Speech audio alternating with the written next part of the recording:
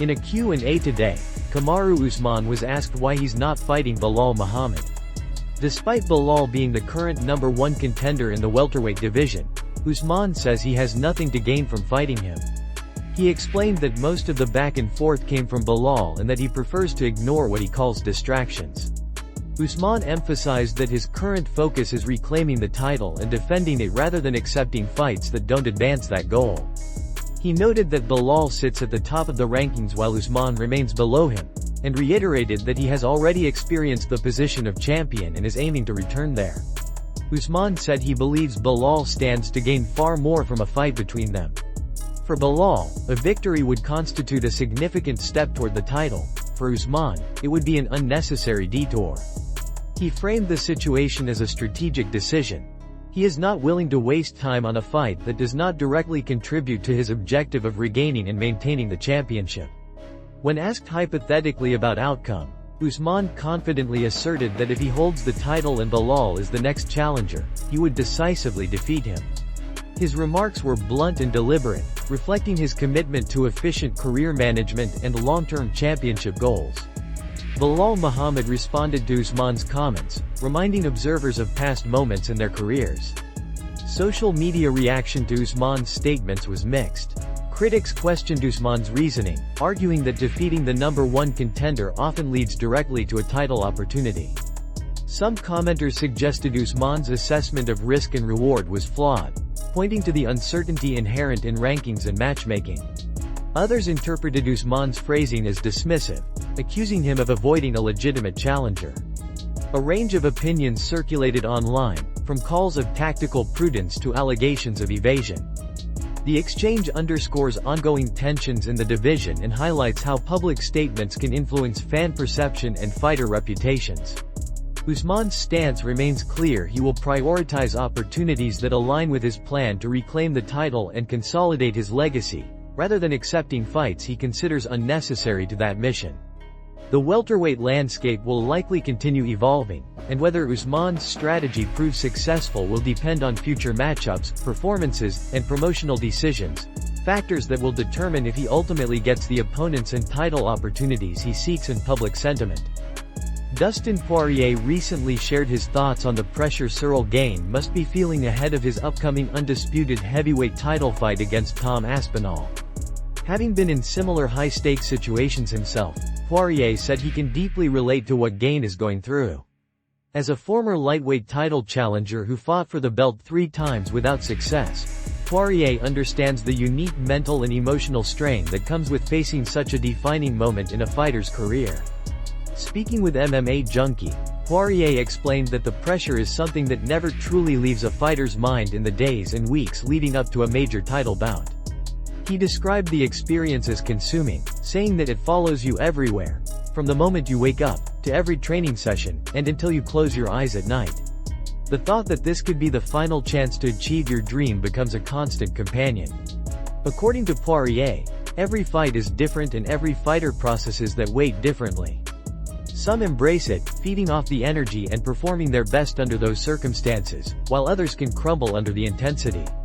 Regardless of the outcome, he believes the feeling of pressure is real, unavoidable, and always present. Poirier went on to discuss what makes this matchup between Gane and Aspinall particularly intriguing.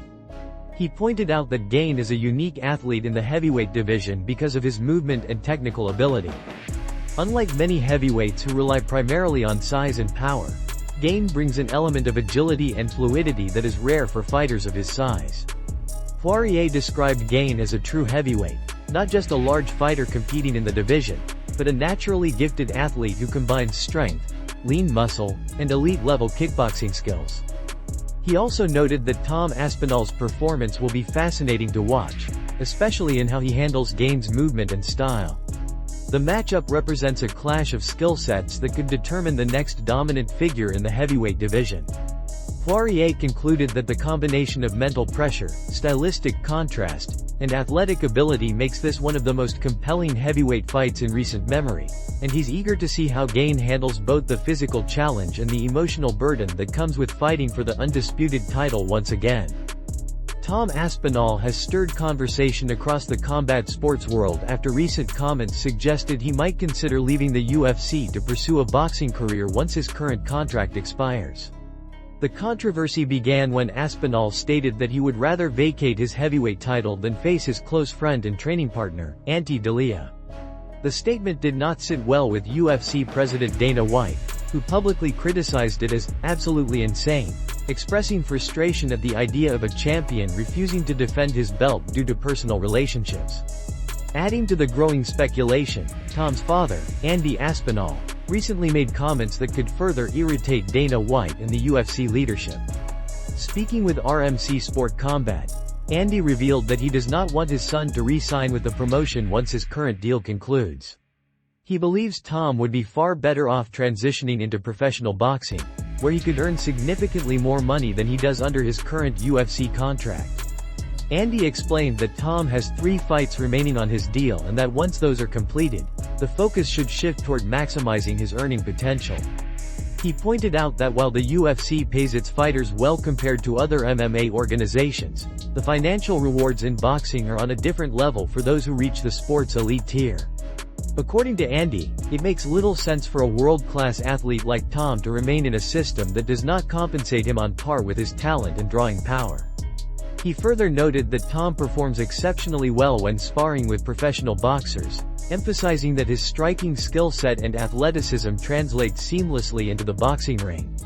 Andy's comments have fueled discussions about whether Tom could successfully follow in the footsteps of fighters like Francis Ngannou, who left the UFC to pursue lucrative boxing matches against some of the sport's biggest names. If Aspinall does choose to explore a boxing career, it could mark a significant shift in the heavyweight landscape.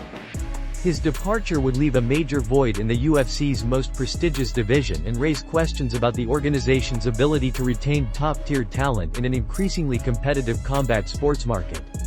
For now, Tom remains under contract, but his future appears to be one of the most talked-about topics in mixed martial arts today, with fans and analysts alike watching closely to see whether his career path will remain in the octagon or transition to the boxing ring.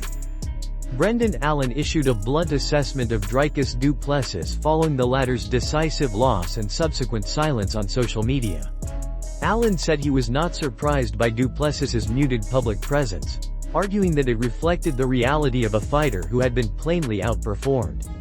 Speaking to MMA Junkie, Allen suggested du Plessis traditionally speaks up when opponents are struggling, but when the tables turn and a fighter is clearly bested, the words dry up. Allen recounted that when his own momentum made a bout with du Plessis plausible, du Plessis was uncharacteristically quiet. That restraint, Allen said, contrasts with the typical bravado seen when fighters believe they hold the advantage. He emphasized that du Plessis did not simply lose in isolated moments but was controlled and outmatched for the vast majority of the fight.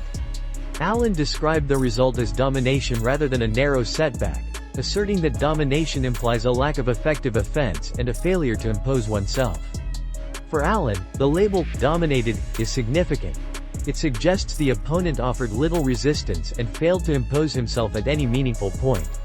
That outcome, Allen noted, is particularly notable for someone who had reached championship status, because champions are expected to withstand adversity and present a consistently high level of performance. Still, Allen acknowledged that a decisive loss can prompt constructive changes. He predicted du Plessis would regroup, modify his approach, and emerge better prepared for future challenges. Allen also addressed tactical expectations surrounding a potential matchup between them. He rejected the assumption that he would rely primarily on wrestling. Instead, he stated his preference for striking and engaging in an all-out, high-stakes exchange. Allen said he seeks fights that test him in the trenches, where both competitors are willing to trade heavily and take risks. That environment, he explained, brings out the best version of his game and is the scenario in which he most wants to compete. Ultimately, Allen said one motivation for pursuing a fight with du Plessis is the belief that du Plessis benefited from favorable outcomes earlier in his run. Allen wants a definitive test against a high-level opponent who will make him earn victory. His comments conveyed confidence, a readiness to strike, and a view that du Plessis's recent defeat has shifted perceptions about his standing among the division's elite. Fans and analysts will now closely watch how both fighters respond. Both Tom Aspinall and Cyril Gane successfully made weight ahead of their highly anticipated UFC 321 main event, officially confirming the bout. At the weigh-ins, Tom Aspinall stepped on the scale at 255 pounds, while Cyril Gane came in lighter at 247.5 pounds. With both fighters hitting their marks, the heavyweight title fight is now set to proceed as scheduled. The weigh-in event drew attention not only because it finalized one of the year's most anticipated matchups but also because of the noticeable weight difference between the two athletes. Aspinall's heavier frame reflects his power-based approach, while Gane's slightly lighter weight highlights his trademark mobility and speed, which have defined his success in the division. Both men appeared calm and confident during their face-off, exchanging respectful nods before leaving the stage. Fans and analysts are now eagerly anticipating a stylistic clash between Aspinall's explosive strength and Gane's technical precision. With the official weights confirmed and no last-minute issues, the stage is fully set for an exciting heavyweight showdown that promises to deliver high-level skill, power, and drama inside the octagon.